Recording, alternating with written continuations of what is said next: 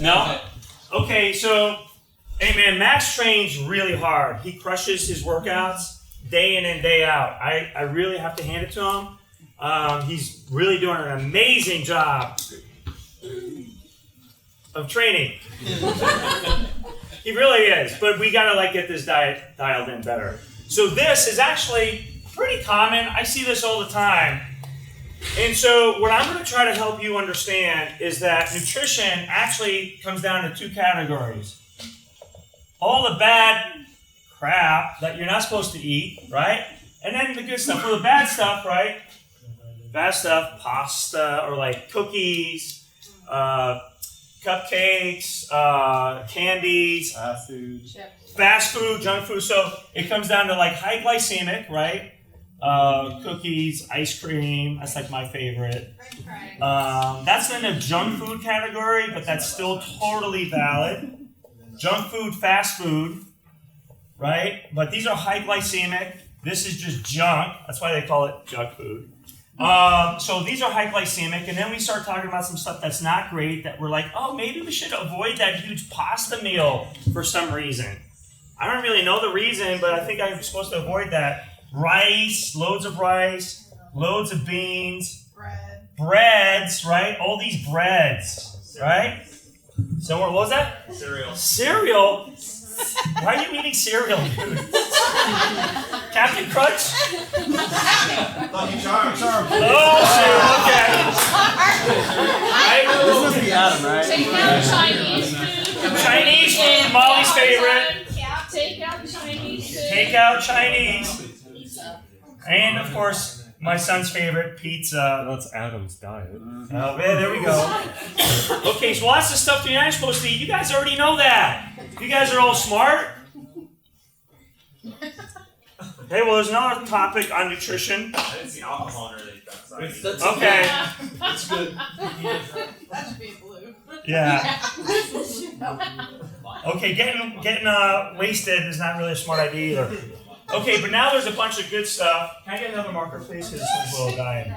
Okay, so the good stuff that we have to also talk about is, I'll just use this because I don't know what I did with my red one 5 seconds ago. Hey, Paul. Yes. Is there a difference between white rice and brown rice? I mean, yes, but rice is going to be high glycemic, and I'm going to help you understand that right now. So, coming up after this. But then there's the good, and the good is not oh, you just need to eat a bunch of good veggies and fruit. Well, of course you do. I didn't see any veggies and fruit on here, by the way. Just stuff. All right. Okay. Well, you do. What's in the whiskey? But that's not what I'm going to talk about. I'm not going to try to lecture you and guilt you into eating a bunch of veggies and fruit, even though you should, Stacia. Did you eat any fruit yesterday? Okay. Banana. That's high glycemic. That's the one fruit I'm not crazy about. Anyways, that's the good stuff, but that's not really the good that I'm talking about. I'm talking about a good choice to help you avoid our biggest thing here in our Warrior Fitness diet. And that is a catabolic environment. Instead, it's a catabolic versus anabolic ratio. And I'm going to teach you that right now. And then we're going to get into some specifics. And we've got some great food options I'm going to get into as well, because then we're going to bring all this home with some practicality. Okay, so our bodies actually need amino acids all the time to rejuvenate new cells, just a tiny bit. One of the raw materials for creating new cells, skin tissue cells, bone tissue cells, organs, muscle, is a tiny bit of amino acids. Now, you only get amino acids from proteins. So the vegetarians and vegans, they're really up a creek. I got solutions for those guys. Nevertheless, we all have struggles with trying to get good protein. And if you're like Max, some of us are struggling more than others. Because there's not a whole lot. If we here's what we're going to do. We're going to add up Max's protein yesterday. So he woke up at 4:30 in the morning, feeling strong and good, I'm sure, ready to go. First thing he ate was some Greek yogurt. He's like, wow, I heard Greek yogurt's high in protein. Actually, he's right. It is. So he made a good choice there. not like crazy high, but it's good. So I would say a good serving of Greek yogurt. Probably, I'm hoping you got maybe 25. I'm even just going to round it up to 30 grams of protein. Had a hamburger 3 hours later, or meat, we're going to say 6 to 8. I'm just going to give him the benefit of the doubt. He looks like he's a hungry guy. I'm going to say 8 ounces there. Okay? Now, a little bit of just basic, like understanding how much protein is in an ounce of food. Theo, how many grams of protein are in an ounce of meat? Theo, come on, man. I don't count, man. Ranjit, how many grams of protein in an ounce of meat? 6 ounce has 30 grams of protein. Okay, so 1 ounce is, advanced math, 5 grams. He got close. It's 6 grams of protein per ounce of lean meat. So if he had 8 ounces minus the fat that cooked off, so you probably had about 6 grams of actual real meat. So 6 times 6, 36. We'll even say 40. I'm going to even say give him a full 50 grams of protein there. Okay, 50 grams of protein. Ooh, not too much else going on after that. Not too much else. There's like next to 0 in rice. Actually, we'll just say 0. Your fried rice have bacon. I know. It had chicken. Okay, so hey, he had some chicken rice in there. You want to know how much chicken he had? He had like 5 to 10. We're just gonna like say it was loaded with chicken. It really wasn't loaded. It was like mostly rice. Okay, so he had 10 grams there, and then the whiskey, and that was just muscle wasting there. But I'm sure he felt pretty good though, so that was good. You don't remember. Okay, so what he had was 30 plus 50 because it was a large amount of beef there, and 10. So he had maybe 90 grams of protein for the day. Who said not bad? Oh, Stephanie. Don't look at me. Stephanie. No, that actually was nowhere near enough for him. So a guy maxes muscle density and size. I'm going to say a real minimum of 150 grams of protein for the day. So what we have here is we have a very catabolic environment. Now, a catabolic environment has got all kinds of negatives associated with it. Really bad news, really bad stuff.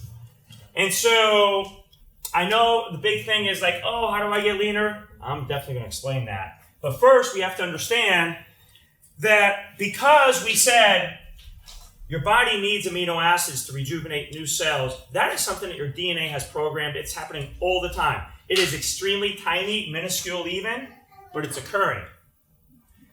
And if you go large periods like, oh wow, 12 noon, what did you eat this morning when you woke up? 2 eggs? At like what, 7 a.m.? 8 a.m. Okay, wow, so he went he went a good 14 hours without protein. No, wait, I'm sorry, that was 12. Oh, my mistake, he went 20 hours. 20 hours without protein. He went through the afternoon, evening, obviously overnight, because he didn't wake up in the middle of the night and have like a protein shake or anything crazy, like Arnold Schwarzenegger used to do, or I know some other trainers that kind of do that. But he did go all afternoon, evening, and morning, or overnight with no protein. So we have a very catabolic environment here. We also would have to say that there's also like a total amount, but really the biggest thing I would say what I'm focusing on right now is the timing. So he's missing all this protein that is an amino acids that his body needs to rejuvenate new cells.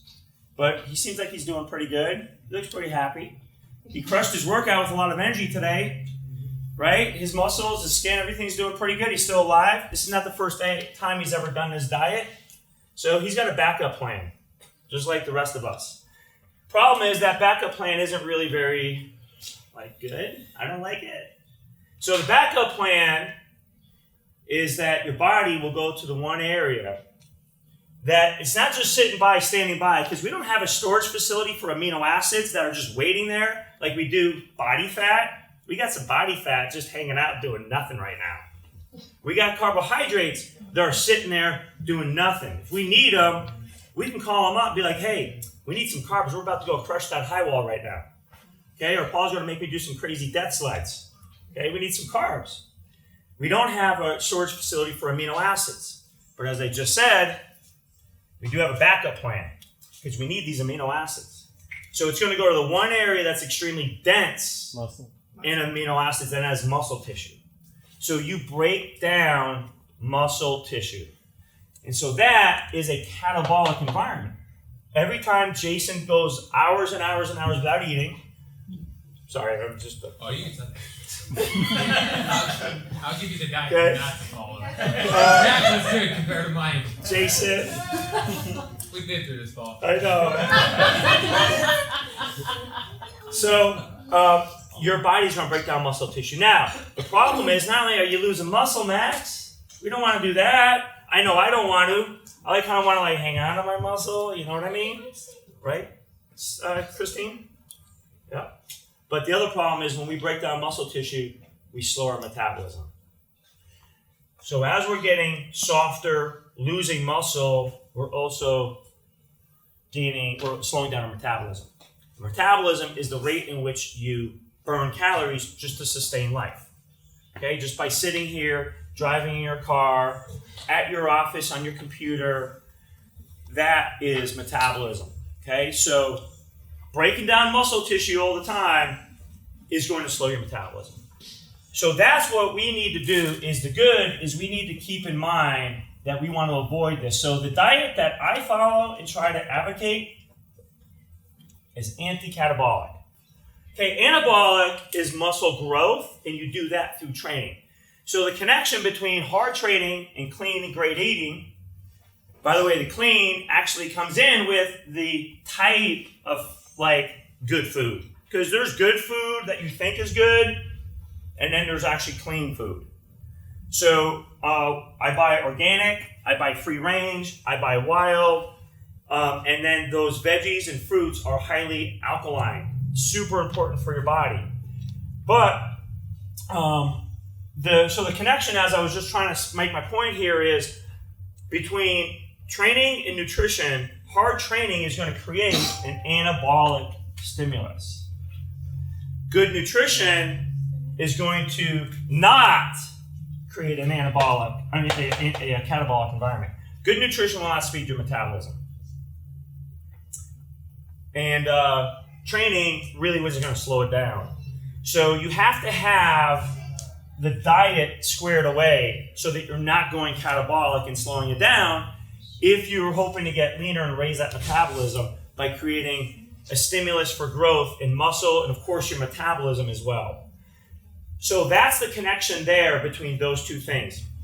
So now I think what I want to do is I want to actually get into a little bit of, yes. Okay, sorry, quick question. So you said the timing. I'm about to do that right now. Okay, because I was going to ask about intermittent fasting. I'm so glad you asked that. Oh, man. Oh, yeah. Oh, shit. Explain it. Oh, man. Steve's not a fan of that. I can tell you I'm sorry, that. what was your name again? Bianca. Bianca? I'm so glad you came, Bianca. Okay, you know, I so... like to ask a lot of That's questions. the F word to So Paul. I actually take a lot of Any questions for you, questions. I just like to pick people's brains. So I How want do to know you everybody's feel? What thoughts. is So your I'll be take asking you a lot of questions. first of all, labeling foods as good and bad, and also because, quite frankly, I think it's acceptable to have a serving of pasta or a. I didn't say it wasn't acceptable. So, with regards to, just to get back to your answer, and I'll answer yours, I didn't say you can't eat ice cream. I'll eat ice cream. I eat ice cream all the time. I didn't say you can't eat pasta. I was asking actually what she felt about labeling. The reason I said this because you labeled it in the bad section. It is. It's not a great choice if you're trying to get leaner. Okay. Yeah. Yeah, so I would say, food is food, right? We don't need to beat ourselves up because we eat something. We're not changing our moral values because we eat something, right? But, there's gonna be healthy foods and less healthy foods. So you can think of it in that way. too. You know, you're not a bad person because you ate this, right? We all eat ice cream. We all eat ice, and it's fine, right? That was the This is just Let me help you out, this is Carissa. just a non-PC, okay? Hey, let me help. I'm gonna help you out a We little want bit to more. optimize our nutrition by choosing like healthier foods that have those healthy options, like for our bodies, right? Yeah. So that's So if Pasta's not one of them. So I'm gonna explain why. So here's here's a range here. That is your glucose level that your body requires and needs. It needs a specific range. This here is too high, this here is too low. It doesn't matter what the number is for this explanation. Just understand that it exists and it needs it and it's going to demand it. So you have a glucose range that fluctuates. Carbohydrates affect your glucose directly. So, as we said, pastas, breads, grains. Of course, we already know ice cream, cookies, stuff like that. Common sense stuff that says, oh, very sugary cakes. That's going to be highly glycemic. So are grains. Grains, even though they don't say that on the nutrition label, because it says complex carbs. They didn't tell you what the glycemic index was. Go look up the glycemic index of your favorite pasta. It's really high. What's up? What about like sprouted? That's actually better. That's much better because of the large amount of fiber. We're going to discuss that coming up in about 30 seconds. So, pasta, white flour, is highly glycemic. So if you're going to have a bowl of ice cream or you're going to have a bowl of pasta, it's basically the same thing. Slight increase on the ice cream, but what happens is your glucose level goes above that line. It's not the end of the world. Your body's like, hey, I don't want that. I don't need it. I don't need it. It's like fuel octane for your car. Maximum octane is like 92, 93. Put in 94, 95, it's not going to do that car any better. So what happens is at a higher concentration of glucose, you have your pancreas sitting over here, and it's like, hey, I got this. It's going to secrete insulin. And it's going to send that over to that glucose. And it's going to soak up all that extra glucose. And it's going to save as body fat.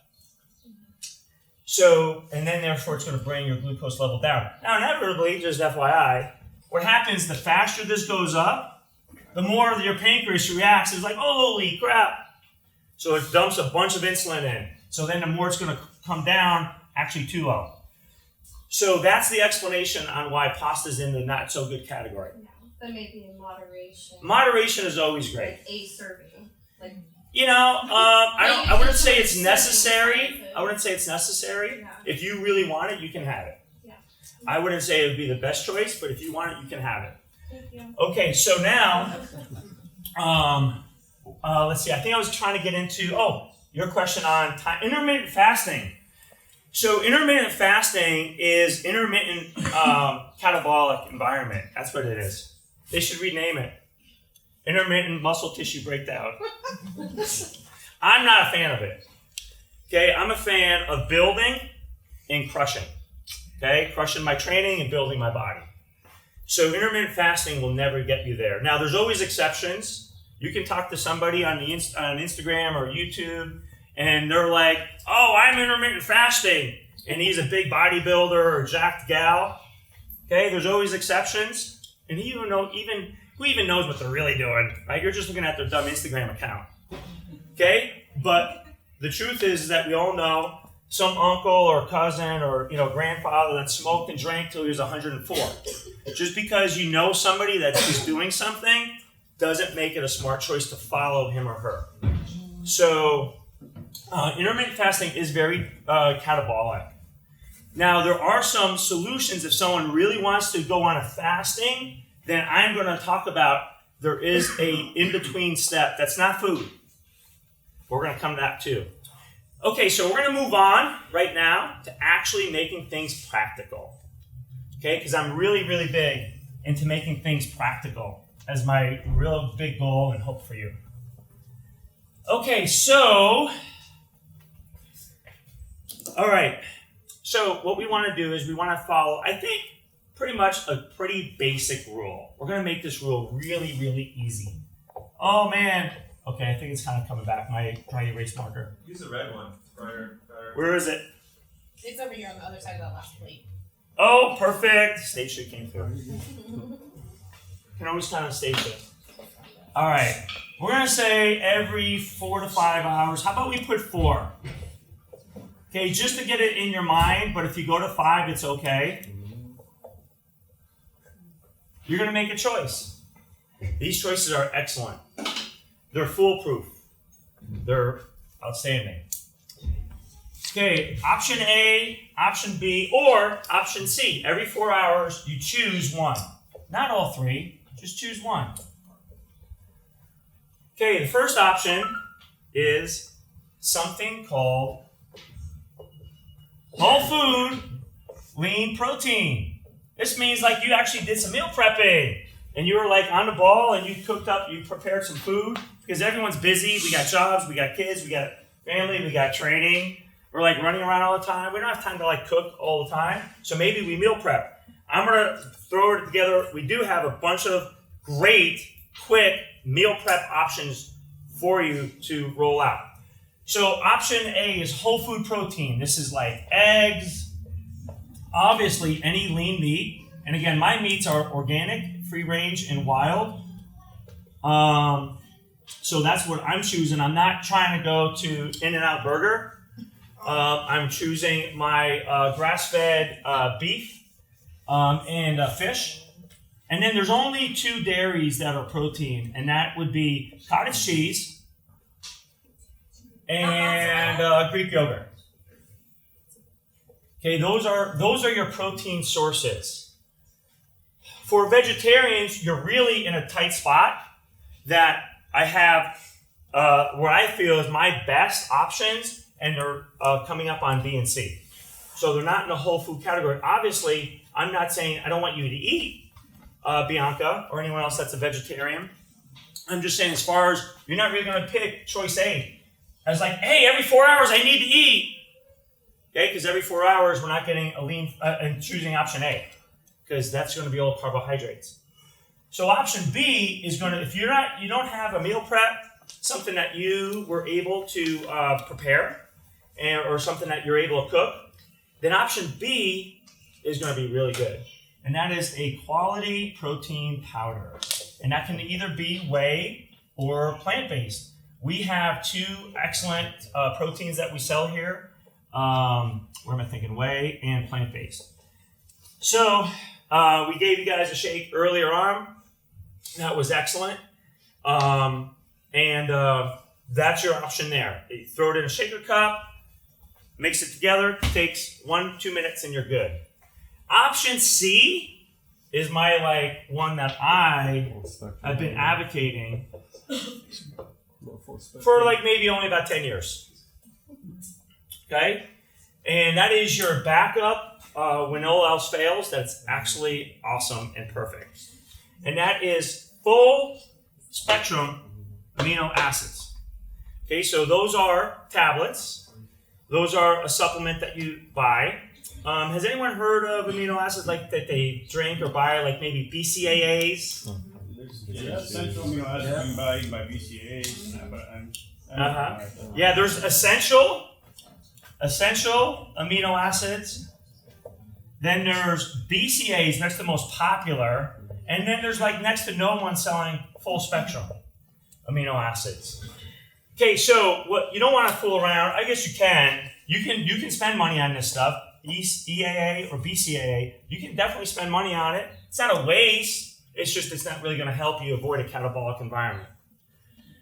BCAAs are extremely popular because it's true. They help a tiny bit of extra muscle recovery. So the manufacturers are going to blow that up and put that on a huge label. Muscle recovery, we have 10 million science papers that say that. Okay, it's true, it helps a tiny bit. Does not help you stay anti-catabolic. So BCAAs are not your priority. What is your priority is full spectrum amino acids. Just so happens, we have them here. I've been having them, I don't should say eating. I've been having them. You eat them. Well, Swallow them. You chew them. Yeah. Okay, they are tablet. That guy. Stop trying to make fun of me. They are tablet, and so they're 1 gram a piece, and they're equivalent to about 5 grams of protein. So they are full spectrum. They're also vegan. Just by coincidence, I didn't look for that, but I was really happy when I discovered that they were, because I was like, oh wow, we actually have a solution for vegans, vegetarians, other than just 10 protein plant-based shakes a day. Now we're going to throw in some full spectrum amino acids for them. So what we want to do is every 4 hours we say, hey, where is my protein? Is it a whole food protein? And then Ashley was talking about portion size. That is very important. Or is it a quality protein shake? Nope, don't have that. I don't have any chicken. I didn't really listen to Paul's advice and make some great food. Hopefully you will after today. But, I'm kind of screwed right now. Well, how about a protein shake? No, I didn't have one of those. I don't have my stuff with me. But at least I've got my full spectrum amino acids. So what that's going to do for you is give you this opportunity to not get into breaking down muscle tissue. So if you weren't going to eat aminos would be... Absolutely. So if you were going to do something, Bianca, where you're like, hey, I really want to do this fasting, I'd be like, okay, have fun, but at least take some amino acids.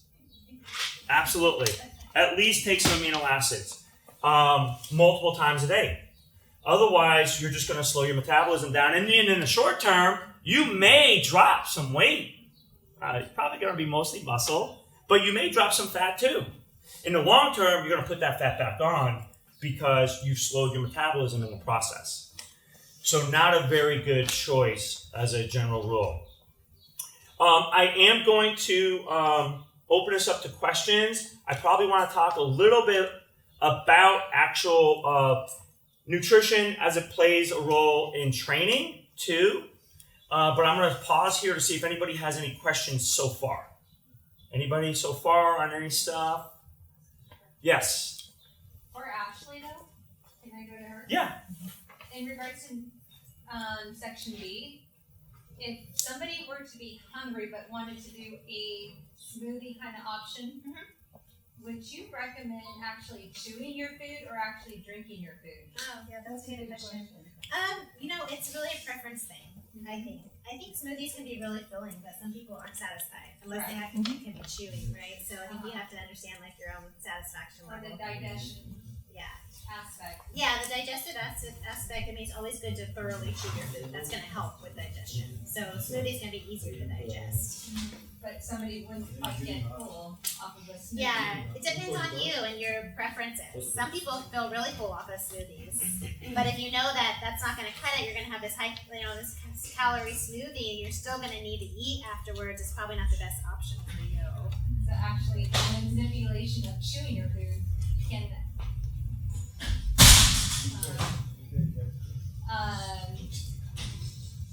sorry, I can't think of the words. Change your brain to think Your that hunger you're actually hormones. full. You mean your hunger hormones? So your Yes. hunger hormones, part of it is chewing with the saliva production and that kind of thing, but also it's that insulin response, right? So when we have insulin response, then it starts to cut off our hunger hormones because our body doesn't want to keep producing insulin. So by just eating food, it will help, but the rate of how fast you're eating it, because again, that old adage that you probably heard, it takes 20 minutes for your body to feel full, that is really true. It takes time for our brain and our body to register how full we are. So if you're sucking down a protein shake really fast, you might not go super full. You have to be. And I got some additional information for you as well, Stephanie. So if you're talking about hunger, there's actually things that affect your hunger as well. The type of food actually plays a role. So fiber is very effective, and so is dietary fat. So if you're doing a protein shake, I would make sure to throw in a high fibrous fruit, like berries. It's one of the reasons why I really love berries. High fiber, not banana. Bananas are high glycemic and a little bit of fiber, but really a lot of glycemic, because that's going to create a downward spike in your glucose, the high glycemic, and then also some dietary fats, so it's like maybe some almonds. Is that helpful? Yes. I eat protein at night. I don't know if that's that's bad. I think It's not bad. I think ice cream is like with bananas. Wait, did you say ice cream is protein? Nice cream. Nice cream. He doesn't like bananas. Nice. Nice cream. Frozen bananas and like protein powder and peanut butter, Yeah, that sounds like a lot of sugar. sugar. That's what it sounds like. It sounds really nice though. Sounds nice. Yeah. It sounds really nice, but it sounds like a lot of sugar to me. Because of the banana, And what else was in it? Peanut protein powder, and peanut butter. Okay. Yeah, I mean, I'd probably be okay with a little bit of that banana. It's processed, it sounds like, though, so I'm not crazy about that. It's got 2 grams of protein. Some blueberry. Yeah, it's got 2 grams of protein. Thanks, Jason. I was excited. Yeah, I was like, I'm gonna go get me some nice. So you gotta be careful with all these. But I make it. I don't buy it. I make it in a blender. And then you throw in 20 grams of protein? I throw in a scoop of protein powder. Okay. Is it the Garden of Life that we sell? No. Okay, It's so. Arbonne. I don't know if that's good. Yeah, I think Alyssa does something with Arbonne. I don't know how many grams of protein are in that, though. 1 scoop is 10 grams. Yeah, so you're not really getting a lot of protein there. So maybe double it up to 2. And I can still eat it before I go to Yeah, bed. I'm not too crazy about the banana going right to bed. That's like a bunch of sugar. You're not working. Are you gonna be doing sleds at night? No. I'm doing other things at night. Okay. Hey, I'm just asking. He doesn't want us undoing all the work we're doing here by having Go ahead over there. us do it. Regarding your, that's for meal 1, right? What you wrote down was A, B. No, that's all throughout the day. Oh, A, B, or C. Oh, Every 4 hours. Okay, so so number A, you said it could be eggs or whatever. You're not saying like just protein, right? There's like a Yeah, little right. bit So I'm glad you asked that clarification. So I'm not saying, hey guys, all you're only allowed to eat is protein. I'm saying every 4 hours, you ask yourself, where's my protein? That's what I'm saying. Now, if you want to add some, like, let's take a look at Max's day again. So if we take Max's day, he woke up at 4:30, right? So he woke up at 4:30. I know at 9 o'clock he was doing some Greek yogurt, so we're going to keep that in there. Okay, so 4:30 he wakes up, and at 4:35, 5 minutes waking up, he's going to take some amino acids because he's dialed in and he's like, I don't want to be catabolic. I'm gonna stop that cycle right now. So boom, first 5 minutes. That's what I do. Come here, teach class. I'm half asleep. I don't know what I'm doing. I can barely find that crap. And if you've been in my morning class, you know. I'm like, what's going on? Wake up at 4:30. You better be at 6 a.m. class. That's a good point actually. You start doing 2-a-days. Okay, 4:30, 4:35 does those aminos. He's got that Greek yogurt at 9 coming up. That's still 4.5 hours. I would be like, that's like pushing it. I kind of like ideally would want to see something earlier here at like 6-ish. Like, we're just saying ideally.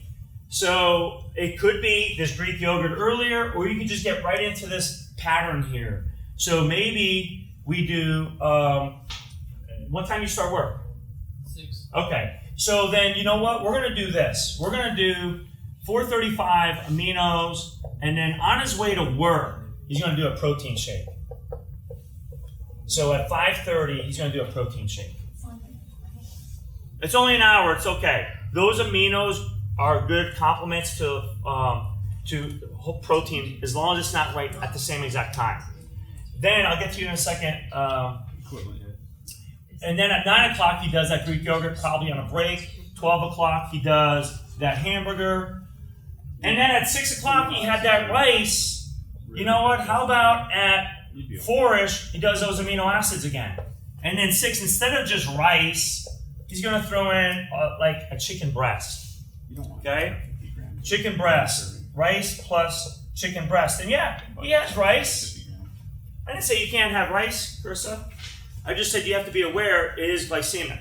So maybe like, did I say fiber and fat control glucose? Did I say that? I didn't. Okay, so remember this here, your blood sugar level, and it fluctuates, and then all these carbs like jack it up. Well, there's 3 things. Yeah, you can close that. There's 3 things that control your blood sugar.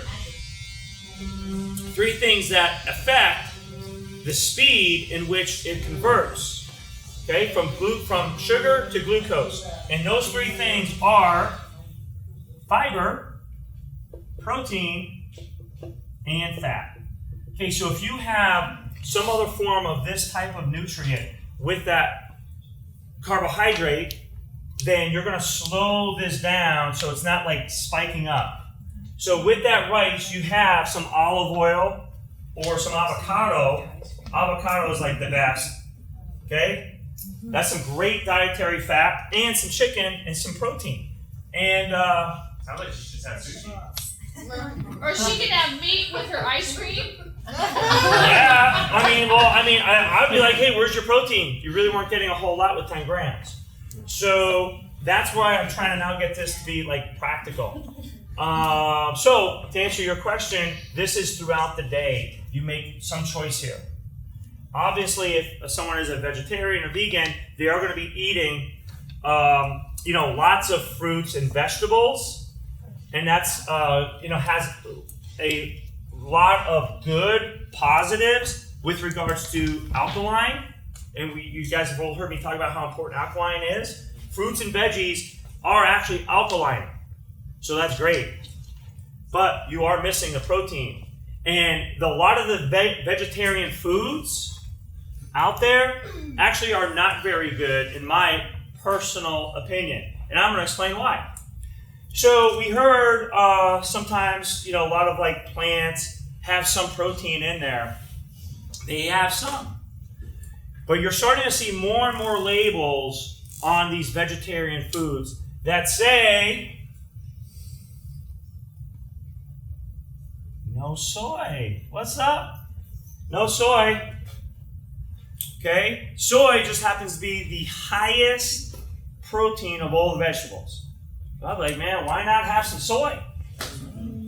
Okay, that's got some good protein. It's high. It's like almost like meat. Problem is, soy has been reported and evidence that it affects your hormones, and in particular, estrogen. So I'm like, I think I'll stay away from soy. Okay, so I'm sort of like anti-soy. Jason was like, really? Can't have my edamame anymore? So, what's up, Max? Well, I'm surprised I never asked this prior, but so for someone like me who works out the way I do, high metabolism, and how much protein do you think I should be taking in a day? How much do you weigh? 140. I would do 140 grams of protein. Okay. So Max is super lean. So at that level of leanness, I would definitely do 1 gram per body pound. So just make sure you're on there. Also add more dietary fat. That would be awesome for you. Did we have another question on this here? Yes. Actually, I have 2 questions if you don't mind. Go for it. For when you're talking about like the whole foods every 4 hours, like how much should we have? Yeah, so this is an option. So if you're choosing whole food as an option, then yeah, you do need to keep in mind your portion size is very important. So we're not looking for, especially if you're adding other foods with it, other non-protein foods. So the first thing you want to do is, where's my protein source? And so I'm going to say as a basic rule of thumb, I would say like maybe about 20 grams of protein for you per serving would be a pretty good ballpark number. And if you did 4 or 5 servings of that, you'd be at about 100 grams of protein a day. I think that'd be a pretty good number for you. Okay. So then with that, then you don't want to go too far up on those carbohydrates. And fat is important, but we also have to realize that it is very dense in calories. So if you're doing whole food as your option every single time, I'm planning on switching it up. yeah, switch it up. But yeah, I think, does that answer your question? Yes. Okay, what's your next one? 20 grams for section A. Yeah. For every 8 hours. Yeah. Okay. And my second question is like at night I get like really hungry like around 10, 9 o'clock. So that's a great, because I had a lot of people ask me that. So he's asking about, hey, getting hungry at night, especially I've been hearing like snacky, sweets. Someone over there in a blue dress was talking about like wanting something sweet. Okay, so you know what? Anissa cooked up, or not cooked up, but mixed up some awesome protein shakes. You throw some ice in that protein shake, and it is really chunky and cold. And it is just like ice cream, I swear, it's good. I'm just sometimes too lazy to do that. I'm like, I gotta stop being lazy ass. Okay, but that is a awesome tasting, and it's because if you throw the berries in there, it actually not only is it sweet, but it's actually low glycemic. So you're in a really good situation. So who asked that night? I would do a protein smoothie with ice. Okay. Yeah. So anyone else have another question here? Yes. So despite which one you choose, what option you choose, every 4 hours we're supposed to be eating some sort of protein. Is the amount of protein that we get each 4 hours? Is there like a basic amount that we should all? Yeah, I mean, and it also is for individual for the person. So I think in your case, I think would be at around 100 grams of protein a day would be a pretty good ballpark number. I'm not going to pretend to say that I can give you a perfect answer on that. I'm not that level of like just knowledge, but I would say 100 would be a pretty good number that I would probably take a stab at guessing for you. So broken up over 4 or 5 meals, maybe one meal's 30 grams, maybe one meal's 10. On average, you're looking at about 20. So it's just the amount of protein that one needs is tailored to the. Yeah, it's tailored based on your weight compared to your lean body mass, and then also your activity level. So the more frequent and intense your workouts are, a little bit higher ratio. So an individual perhaps like Max over here who works out at a very high intensity basically every day, that's why I was putting that at exactly like his exact body weight. So someone else, we're not necessarily at his leanness, we don't have to go exactly at that. I weigh 190 pounds. I honestly do probably about maybe 170 to 180 grams of protein a day. So did anyone else have any other questions? Yes. Going on body mass index, like you just said, do you think, so for me, because like exercise and do it, to a high degree, do you think I'm 3% body fat, so do you think like for what I do I need to should increase that? You're asking me what you should increase? Well, do you think I should increase on that? That's a health question. I don't want to pretend to have an answer for you as like an expert. I mean, 3% is extremely low. If that's what the readout said at 3%, then that's where you're at. I mean, I don't know, bumping up to 5 may not be a bad idea. But yeah, the main thing is that You need some ice cream back.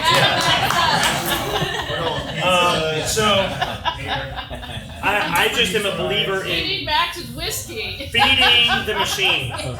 Feeding the machine. And then training like a machine.